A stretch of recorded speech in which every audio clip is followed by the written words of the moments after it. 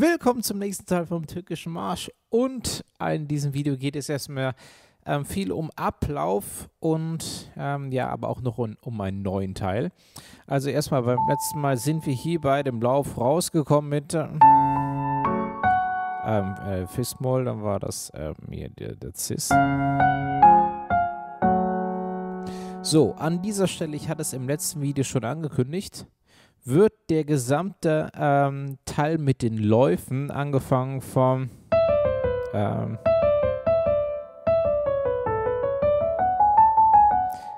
diesem Teil, einmal komplett wiederholt, bis zu diesem Teil.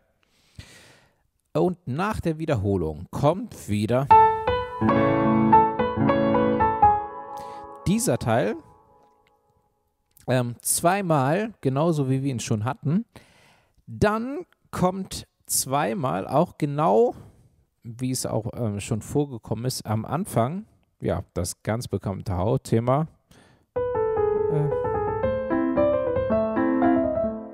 Ja, also dieses Teil, auch das wird einmal wiederholt.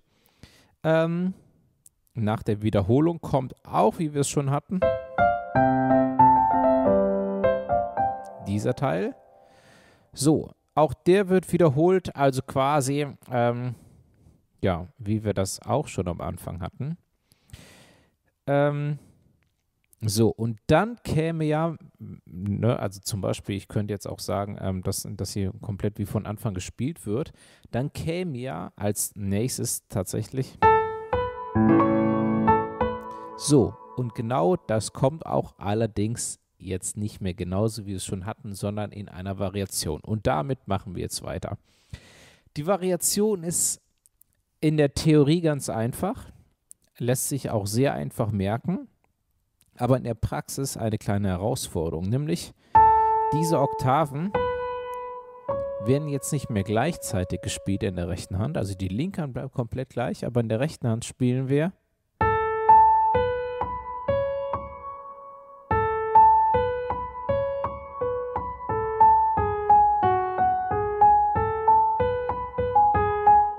ja, da fängt schon an.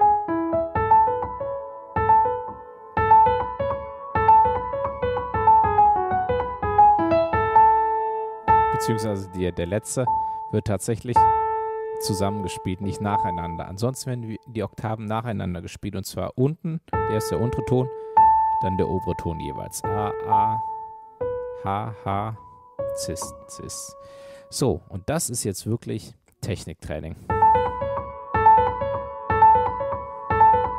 Ne? Also, das gilt es wirklich erstmal zu wiederholen. Versuch da möglichst schnell auf Geschwindigkeit zu kommen, nämlich, klar, also das solltest du erstmal natürlich können, also das wirst du wahrscheinlich auch in einer Geschwindigkeit mittlerweile spielen können, die ganz okay ist. So, aber am Schluss das.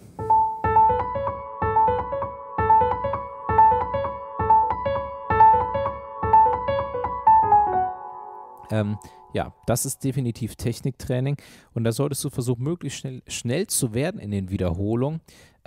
Ja, oder sagen wir so, an deine Grenzen zu kommen. Leicht über die Grenzen hinaus, aber nicht zu lange dann wieder zurück, ja, dass du es sauber spielen kannst. Also die Grenze ist erreicht, wenn du es nicht mehr sauber spielen kannst. So, also nicht mehr sauber heißt, ja, irgendwie sowas oder... Ja, also wenn du nicht mehr rhythmisch richtig spielst oder nicht mehr die richtigen Töne spielst. Oder einen Ton gar nicht mehr anschlagen kannst oder sowas. Ne? So, und das in den kleinen Überabschnitt natürlich. Das ist der erste. Und dann geht es, dass wir der nächste Mal den Lauf abwärts.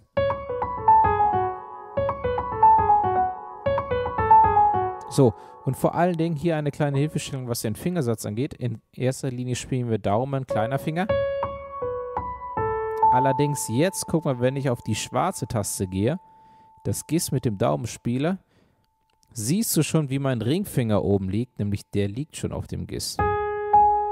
Ja, die Oktave kann man auch gerne mal mit dem Ringfinger spielen, ich mache das auch gerne. Das musst du nicht, aber zum Beispiel spiel mal A und dann Gis in der Oktave.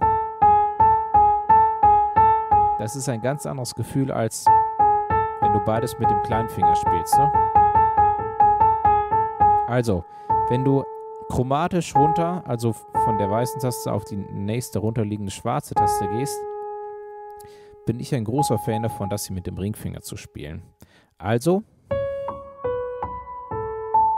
hier und auch das Fis. Und hier umgekehrt, das noch mit dem Ringfinger, aber jetzt beim A, das mit dem kleinen Finger hier wieder zu spielen. So, aber der Überabschnitt, den fand ich schon zu ruhig. Erstmal.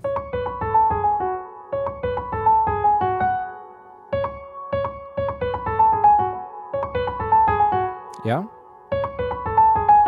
Und hier das letzte Fis mitnehmen.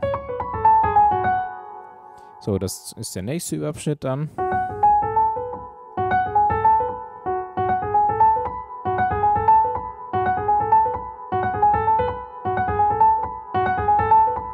So, das ist der nächste. Übrigens, wenn du einen Überabschnitt ganz oft wiederholt hast und es gut eingeprägt hast und auch technisch und immer schneller wirst, auch in den nächsten, vielleicht nicht heute, aber in den nächsten Tagen, natürlich dann die nächsten 2 größeren Überabschnitte zusammennehmen.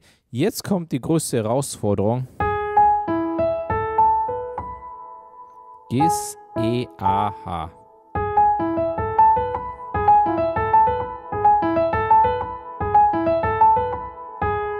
Nämlich vom Gis aus E. Und hier muss vom E aufs A. Das geht wieder. Ja, weil die Hand einfach nur zusammengehen muss. Ne? Aber vor allen Dingen. Ja, vielleicht ist das ein Überabschnitt. Ja.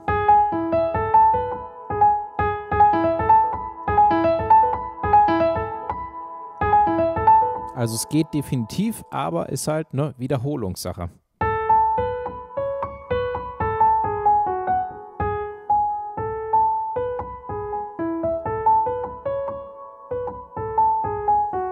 Und dann am Schluss. Entschuldigung. Und E und dann das A dann gleichzeitig zusammen. So, erstmal geht es um die rechte Hand, dann geht es aber weiter. Und jetzt kommt's. Erst die linke Hand. Das Cis wird mit dem A in der linken Hand gespielt. Genau wie wir es schon hatten eigentlich, ne? So hatten wir es ja im ersten Teil. Mit dem Pedal so, ne? So, aber jetzt...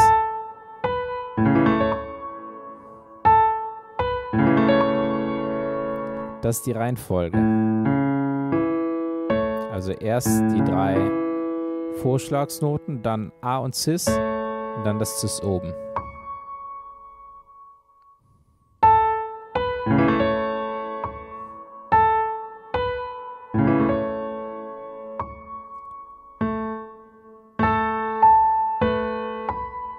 Und nämlich in einem Tag geht es eigentlich. Und dieses...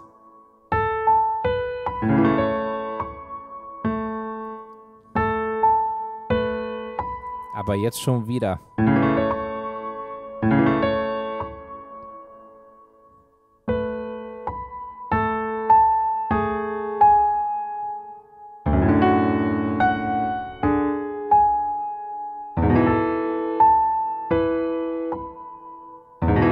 Ja, Entschuldigung.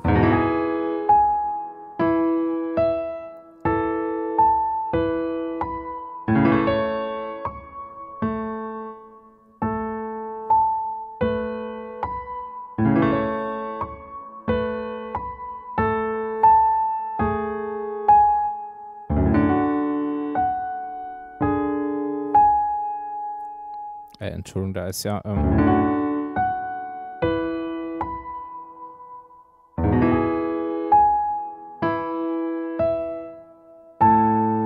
Ja, so ist es ganz langsam vorgespielt. Von der Reihenfolge her. Also, es ist vom Prinzip her genau das gleiche, wie wir es schon hatten. aber dass quasi diese Note, die obere der Oktaven, die wird später gespielt, ja, also quasi das hier kommt, bleibt alles zum gleichen Zeitpunkt, nur diese hier wird jetzt quasi dazwischen, dazwischen gespielt und danach gespielt. Ja, also unten ist immer alles genau an der Stelle, wie wir es schon hatten, aber die obere Oktave, die kommt quasi, ja, leicht versetzt nach hinten. Hier merkt man es auch. Ja, dass das die Hauptmelodie ist und oben das quasi das Echo ist, ja, das ist eigentlich die beste Beschreibung. Okay, ja, also, das denke ich mal reicht erstmal für diesen Teil. Im nächsten Teil, ja, kommen wir eigentlich schon zum Finale. Ich hatte ja im letzten Teil gesagt, dass wir so zu 2/3 durch sind. Vom Text her ist es auch richtig, also jetzt haben wir jetzt so ungefähr, ja, 3/4. So, aber es kommt jetzt nicht mehr so viel unterschiedliches Notmaterial, ja, Tonmaterial. Ja, es wird von jetzt an auch noch wieder viel wiederholt, aber es kommt auch ein neuer Teil, ja, dann quasi das Finale, ja, was hier dann auch ganz groß enden werden. Also, wir brauchen nicht mehr lange. Ja, erstmal viel Erfolg, viel Spaß mit dem heutigen Teil, ist nochmal eine Herausforderung und dann freue ich mich auf dich im nächsten Video. Willkommen zum nächsten Teil vom türkischen Marsch und beim letzten Mal haben wir geendet mit einem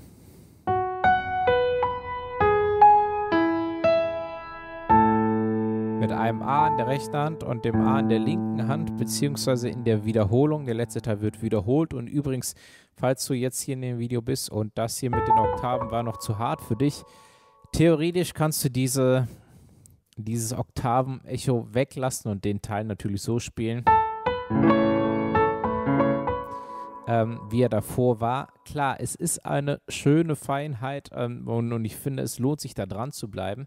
Aber zum Beispiel, wenn du das Stück erstmal spielen möchtest und das später dran nochmal arbeiten möchtest, dann ist es definitiv eine Option.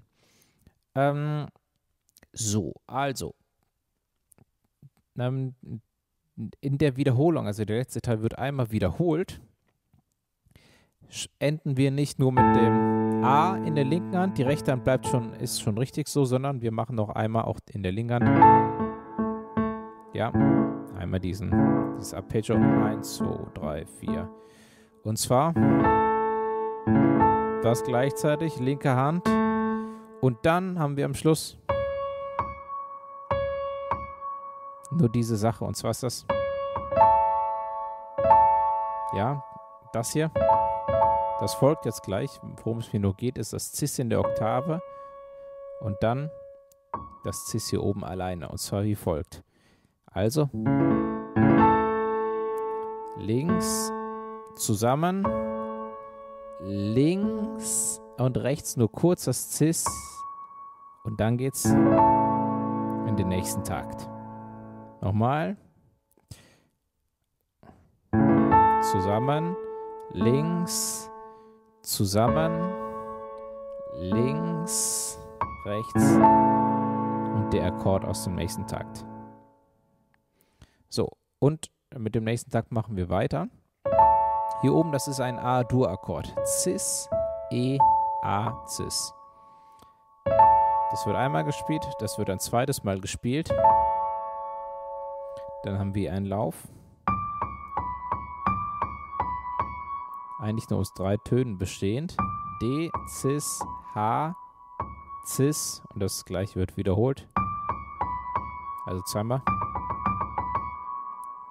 Und dann wird ein D-Dur-Akkord gespielt. Fis, A, D. Also A-Dur als Arpeggio gerollt, ne? Cis, A, nacheinander. A-Dur, nochmal A-Dur, dieser Lauf. Und D-Dur. Nochmal.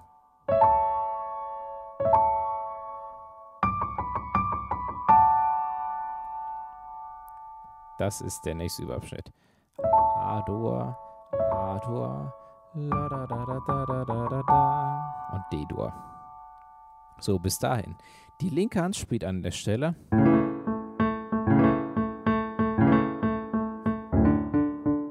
So, und übrigens vom Prinzip her ist das alles, was wir in dem heutigen Teil haben, in der linken Hand. Also nochmal andere Akkorde, aber nichts Neues. Also das kennen wir ja schon. Dieses Arpeggio hier, diesen A-Dur-Akkord und hier oben die 4 A's. 1, 2, 3, 4, 1, 2, 3, 4, 1, 2, 3, 4. Das waren 3 Mal. Jetzt kommt D-Dur. Ja, D, Fis, A, D. So, und das ist es erstmal.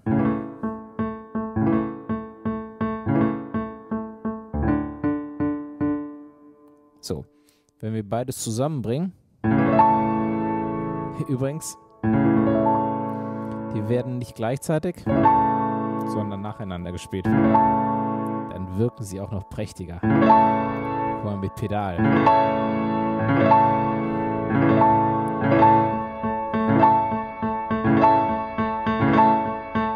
Ja, das sind die ersten beiden Takte. Der erste, 2, 3, 4, der zweite. Und jetzt links, rechts, das D wird gleichzeitig mit dem oberen Arm, mit dem Daumen gespielt. Also erst den. So.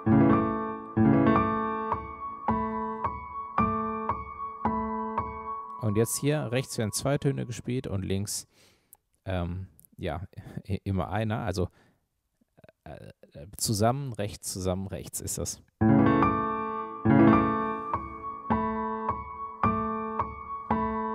Ja, zusammen, rechts, zusammen, rechts, zusammen, rechts, zusammen, rechts.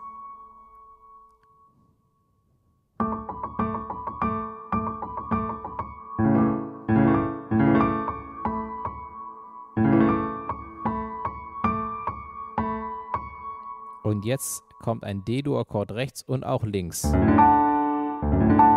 rechts der Akkord wird, da werden alle Töne gleichzeitig gespielt, während links das oberste D gespielt wird. Das ist der Takt.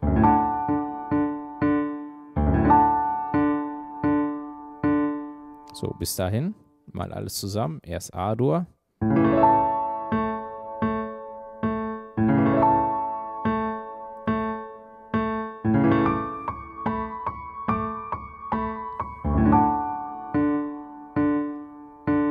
So, wunderbar. Das ist der erste große Überabschnitt. So, dann geht's weiter. Technisch kommt jetzt eine Herausforderung. Oder bleiben wir erstmal in der linken Hand. Wir hatten ja jetzt gerade 3-mal A-Dur, einmal D-Dur. Jetzt kommt einmal A-Dur. Dann einmal E-Dur. Dann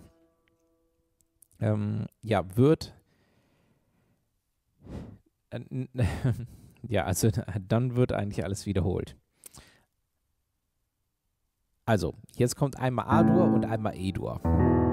So, das heißt, wenn wir jetzt mal vom Anfang gehen, haben wir 3-mal A-Dur, einmal D-Dur, einmal A-Dur und einmal E-Dur. Und das wird wiederholt. Also wieder 3-mal A-Dur, einmal D-Dur, einmal A-Dur und einmal E-Dur. So, aber mit der Wiederholung kommen wir jetzt erst gleich. Also einmal A-Dur und einmal E-Dur. Das ist das, was wir jetzt machen. Rechts ist die Herausforderung. Zumindest ist es ungewohnt. Hierum geht es. Also das sind alles A-Dur-Akkorde. E, A, Cis. So, aber davor dieses D als Vorschlag. Also darum geht es hier. Ausgerechnet die beiden schwachen Finger, kleiner Finger und Ringfinger. So, und wenn wir aber nicht nur das Cis spielen, sondern stattdessen den gesamten A-Dur-Akkord. Ja, also geht das Ganze ein bisschen so vom Handball nach oben ab. Und zwar, guck mal, so spiele ich das. Erst der kleine Finger und dann kommen die anderen Finger nach.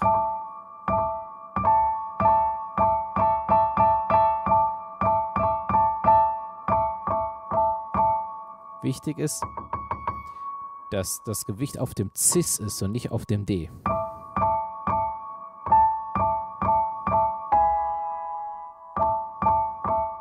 Klingt aber wunderschön, finde ich.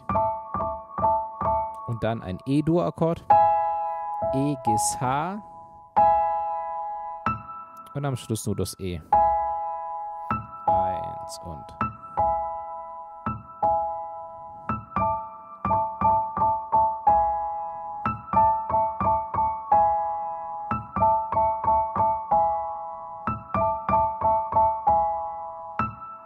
Okay, also, das ist die rechte Hand, beide Hände zusammen.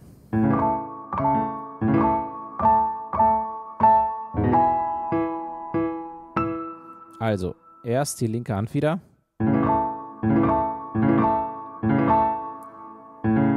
Also diese 3 Töne, das ist die Zeitlupe.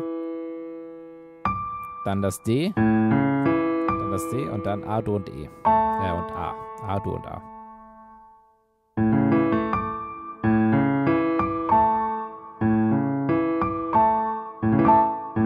So ist es schnell. So, das ist alles klar. Erst das D. Und das A wird mit dem Akkord gespielt. Und zum Schluss E-Dur. Die rechte Hand zusammen mit dem höchsten E. Und auch hier 2, 3, 4. Auf dem 4. E in der linken Hand. Rechts oben das E.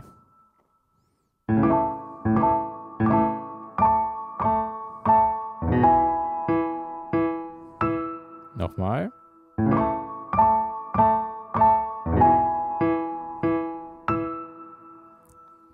Okay. Also, das ist die erste Hälfte dieses Videos.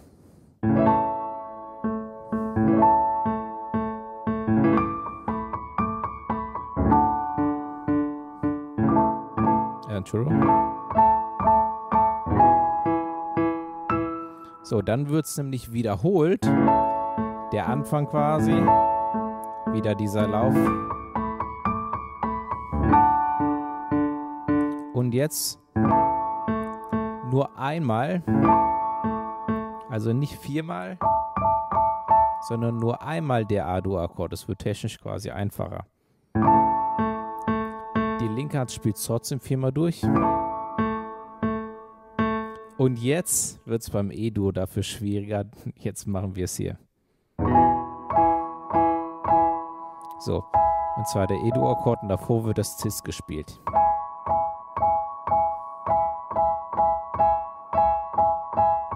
Geht, finde ich, ein bisschen einfacher hier mit Ringfinger und hier Mittelfinger. Klar kann man auch so spielen, aber ich mag hier Ringfinger und Mittelfinger lieber.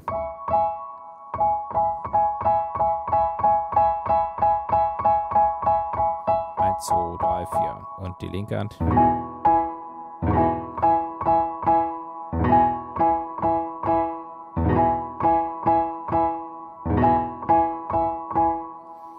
Ja, das ist der letzte Takt. Hört jetzt erstmal offen auf. Ich kann dich beruhigen. Im nächsten Video fangen wir mit A an, also der Auflösung dieses Akkordes. Ja, also nochmal die zweite Hälfte jetzt.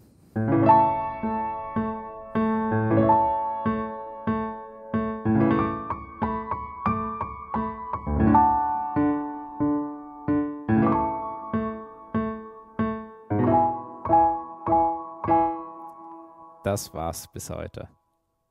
Dann geht's weiter. Damit. Und das machen wir im nächsten und auch letzten Teil dieses Tutorials. Also, das Finale ist ganz nah. Ja, du kannst dich also schon freuen, das Stück bald komplett spielen zu können. Also, bis dahin, viel Spaß erstmal hier beim Üben und ja, wir sehen uns im nächsten Video. Willkommen zum nächsten und letzten Teil vom Türkischen Marsch und es wird eigentlich relativ einfach. Wir haben nämlich nicht viel neues Material und zwar knüpfen wir in erster Linie an den letzten Teil ans letzte Video. Und zwar spielen wir jetzt in der rechten Hand, also schauen wir jetzt erstmal auf die rechte Hand, in gewisser Weise Fußversion. Es fing ja ursprünglich damit an, also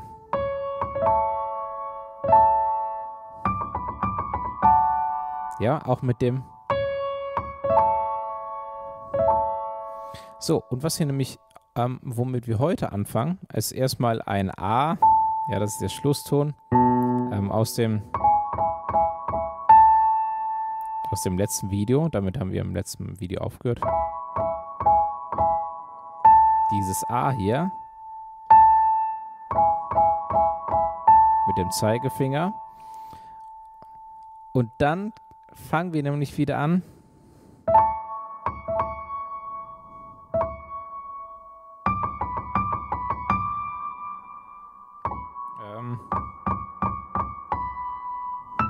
Guck mal, das ist genau das Gleiche, aber komplett ohne die Akkorde, sondern nur die Melodie. Das heißt, wir haben das A, wir haben auch das Fis, das Cis, aber nicht mehr in der Oktave. Dafür mit so einem Vorschlag hier. Kurz hier E und A als Vorschlag.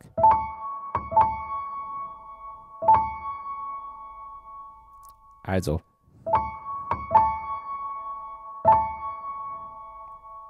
Das ist der erste Überabschnitt. Dann kommt ja dieses kleine Muster, diese kleine Phrase, die wir im letzten Video hatten. Aber endet mit dem D, nicht mit dem D-Dur-Akkord. Ja, beides zusammen.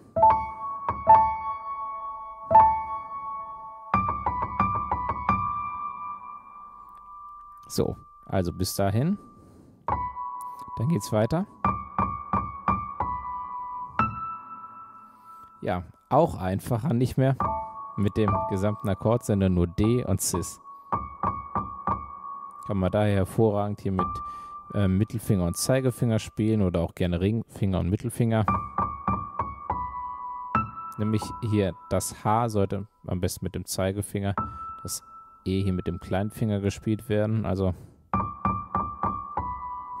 oder die beste Variante ist wahrscheinlich erst Mittelfinger und Zeigefinger. 1, 2, 3. Beim vierten Mal Ringfinger und Mittelfinger. Mit dem Zeigefinger das H und am Schluss das E. Nochmal.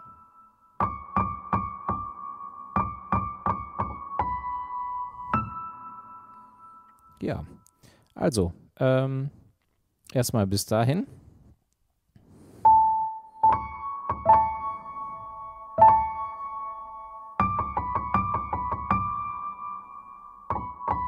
Entschuldigung. Nochmal.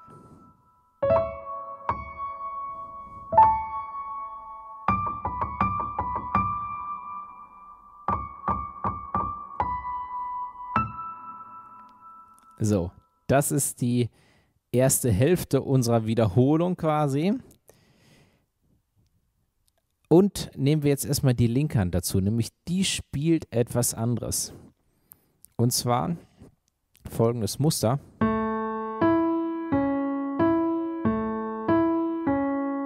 Ja, das ist ein Takt. Und ein Muster ist eigentlich nur, also vom A-Dur-Akkord, A, Cis, E, der Grundton, oben, Mitte, oben. Das ist eine Phrase. 2 davon sind ein Takt. Und wir spielen von dem A-Dur 4 Takte. 2, 3, 4, Entschuldigung, 1, 2, 3, 4. Jetzt spielen wir einmal D-Dur, aber so. Das A bleibt unten. A, Fis, D, Fis. Ein Takt nur, dann kommt wieder A-Dur. Und zum Schluss spielen wir E-Dur, etwas offener.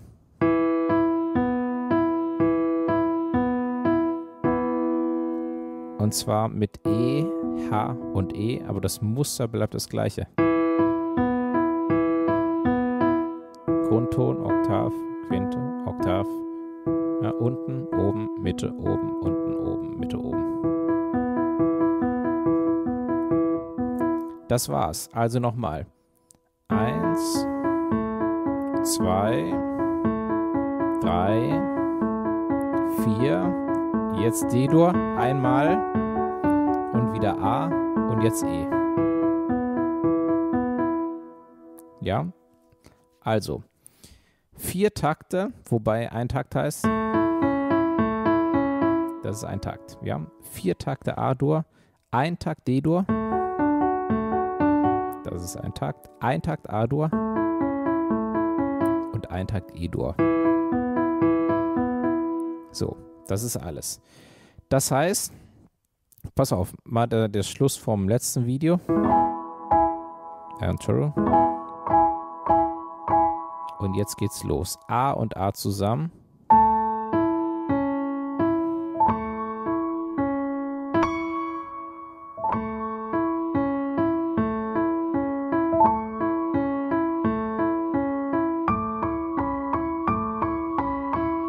Jetzt D-Dur links.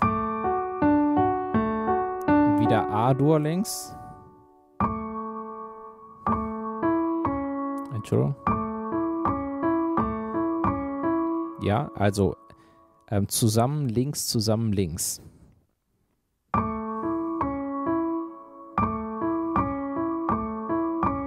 So. Und dann hier.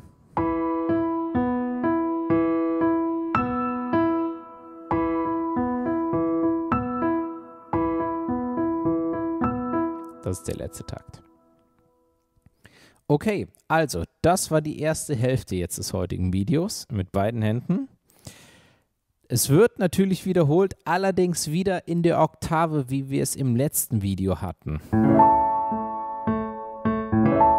Also mit dem Akkord und auch mit dem Muster in der linken Hand.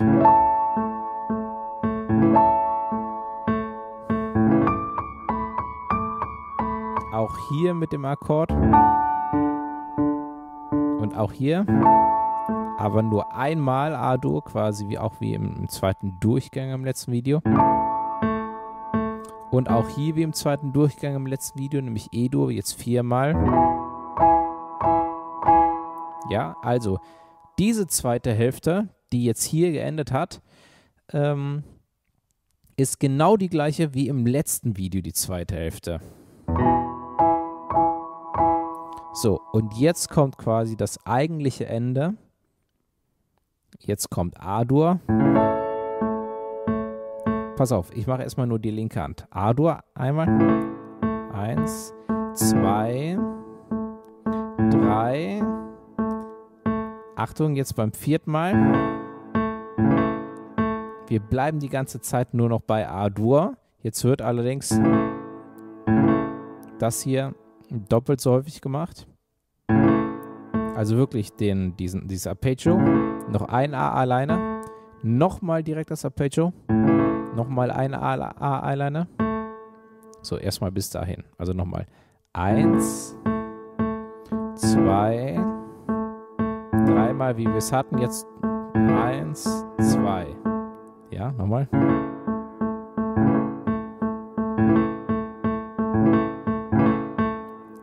So, bis dahin. Und jetzt wird es einfach A, nur mit dem kleinen Finger, dann den Akkord gleichzeitig und nochmal den Akkord. Das war's. Also den kompletten Schluss.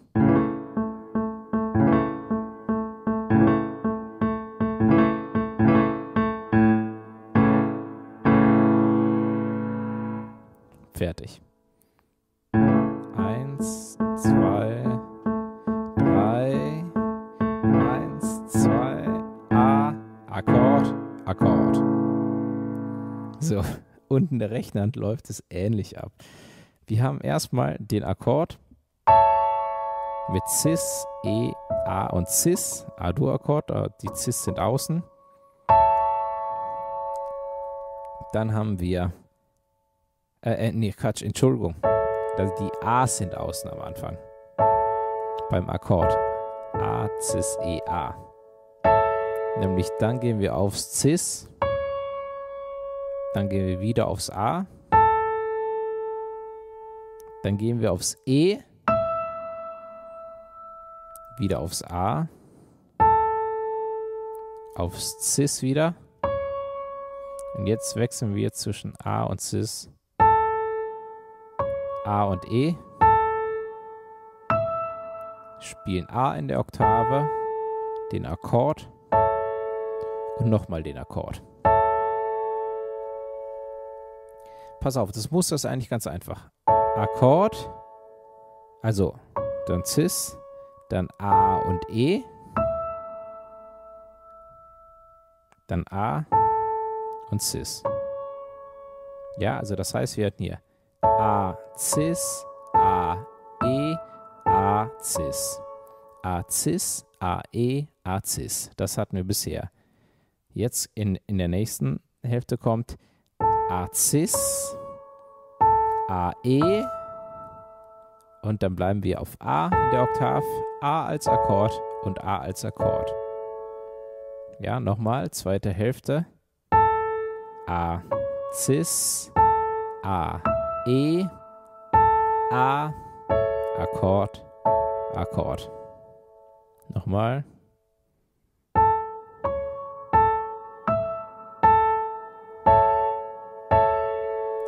Das ist die zweite Hälfte, die erste.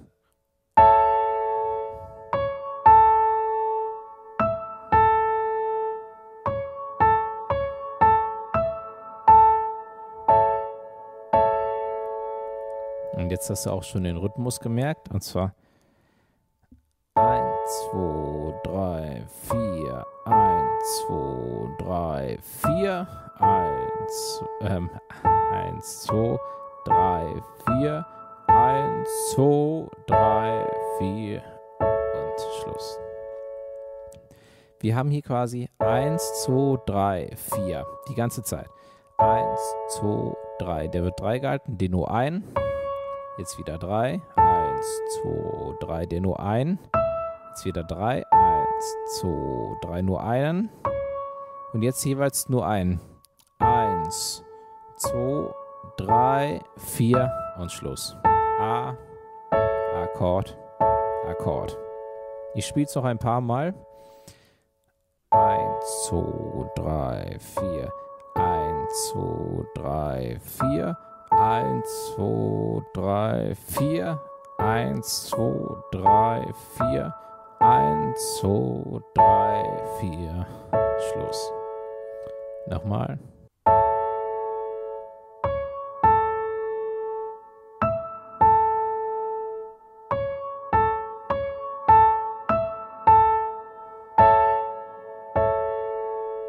Letztes Mal.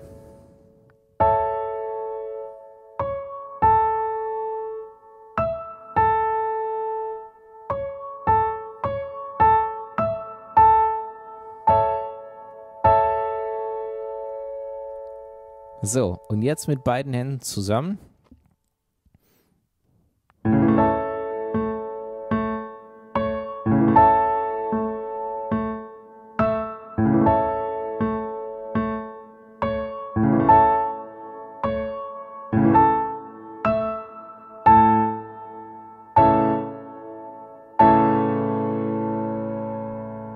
Ja, und da ist es dann eigentlich auch wieder klar, hier wo doppelt so oft angeschlagen wird in der linken Hand, wird auch hier doppelt so schnell gewechselt. Ja, nochmal.